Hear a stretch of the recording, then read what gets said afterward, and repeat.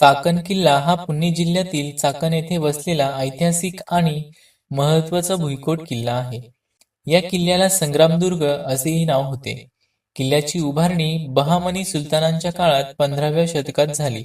पुढे हा किल्ला निजामशाही, आदिलशाही आणि नंतर मराठ्यांच्या ताब्यात आला. छत्रपती शिवाजी महाराजांनी हा किल्ला जिंकून स्वराज्यात सामील केला. इसवी सन 1660 मध्ये मोगल सरदार शाहिस्ते खानाने चाकण किल्ल्यावर वेढा दिला. त्यावेळी किल्लेदार फिरंगोजी नरसाळा यांनी अत्यंत शौर्याने लढा दिला. तब्बल 56 दिवस त्यांनी मोगल सैन्याचा सामना केला. त्यांच्या पराक्रमामुळे हा किल्ला मराठ्यांच्या इतिहासात विशेष प्रसिद्ध आहे.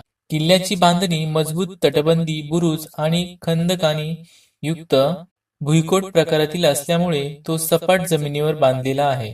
आज किल्ल्याचे काही अवशेष शिल्लक असले तरी त्यातून त्याचे भव्यत्व जाणवते. चाकण किल्ला हा मराठ्यांच्या शौर्याची आणि स्वराज्याच्या संघर्षाची जिवंत साक्ष आहे.